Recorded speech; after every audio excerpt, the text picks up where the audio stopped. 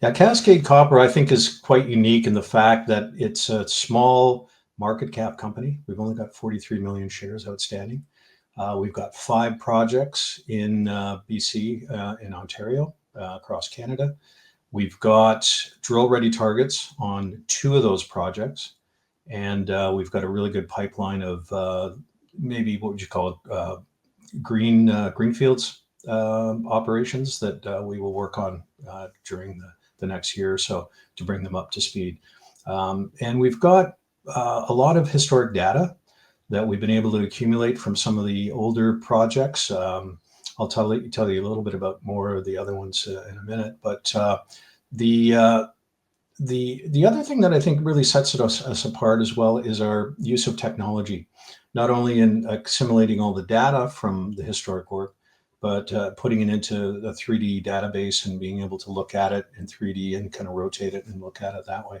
But we're also using some AI in the field at the field level, which we can use to accelerate our exploration, save some money, and hopefully increase our opportunity to make new discoveries. The project that we're most interested in right now is our Copper Plateau project, which is in south central BC. It's in the Quesnel terrain, and the Quesnel is really well known for its copper production. For instance, right next door to us is Copper Mountain, run by Hudbay. It's a producing mine. In the same belt, not far away, is Teck's Highland Valley Copper, another probably one of the biggest copper mines in Canada. So we know we're in the right terrain, certainly for copper porphyry discoveries. Right next door also is Kodiak Copper's MPD project. But we're really excited about this project because of the compilation of the historic data that we've been able to put together. And we have this, this unique ability to really look at the associations of all the data, the geochemistry, the geophysics, the IP, the drilling, the historic drilling that's been done. About 99 holes have been put in over the last 15, 20 years. And we're we're even more excited about this one, obviously, because the price of copper has come up. But this project has been sort of sitting on a shelf collecting dust for a number of years, for the only reason being that it sat in a shell and didn't really come to light for at least until about a year and a half ago when we realized what it was. We did a really good deal on it. The deal is we own 90%. The vendor retains 10%, but it's a 10% contributing interest. And so that means that there's no option payments, there's no spend requirements over the term of the project expiration. So we can basically maintain it as we see fit and do the exploration as we see fit. And we really want to get in and drill Copper Plateau in 2025. So that's our big milestone for this year.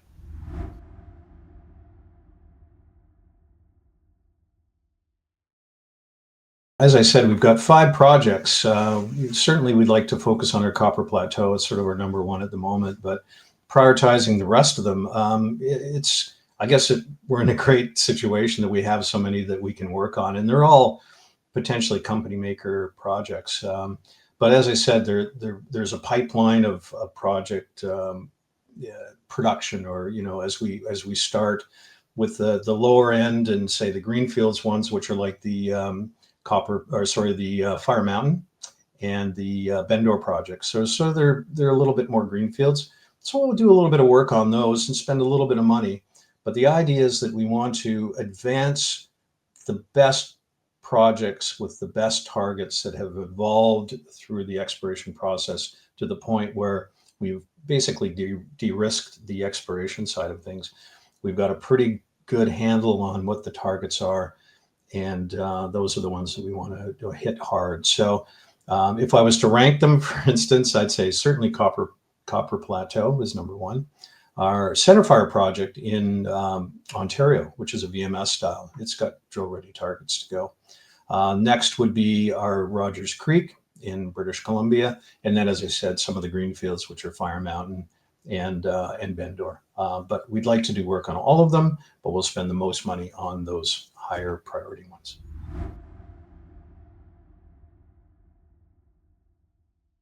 The future of Cascade over the next year and a half, certainly the milestones with drilling would be the number one. So Copper Plateau drilling and hopefully Centerfire drilling as well in the next year at least.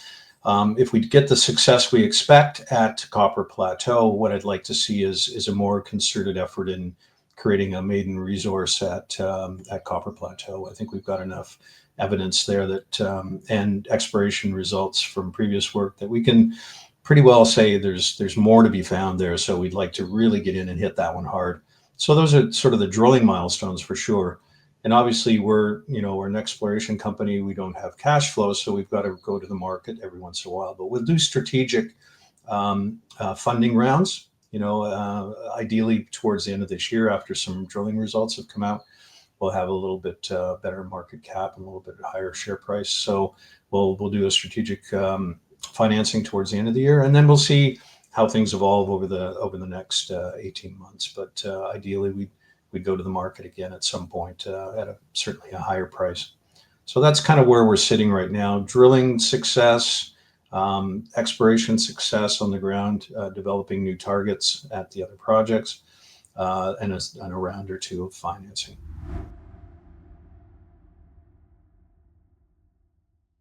Because we've got the luxury of having five really good projects, we do have the ability to bring on a partner if the project warrants it. For instance, we at the PDAC this past year in 2025, we basically announced the first exploration results from Copper Plateau, and the amount of interest we got from investors, but also from mid-tiers and major companies was quite extraordinary.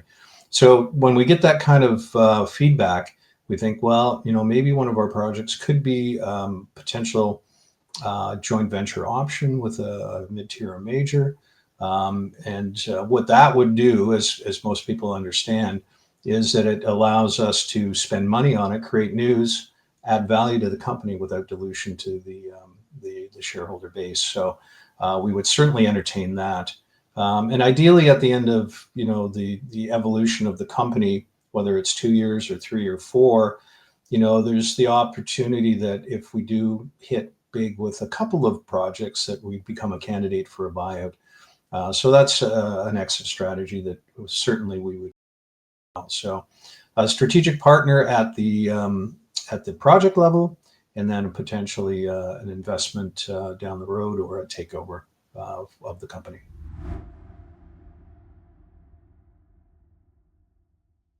Yeah, at the moment, we'd like to reach out to the market and get about 600,000 Canadian dollars, and that would be as flow through or as hard dollars, and that would help us maintain our momentum in the exploration, especially with drilling at Copper Mountain and at Centerfire. So 600,000, it's a unit financing. Flow through would be at 4 cents, and the hard dollar would be at 3.5. And each one of them comes with a half warrant, and the full warrant on that unit would be exercisable at 7 cents over a term of about 2 years. So if anybody would like to discuss that or get more information on either the projects, the company, or the financing, please give me a call or send me an email, and we'll make sure you have those available to you at the end. Thank you.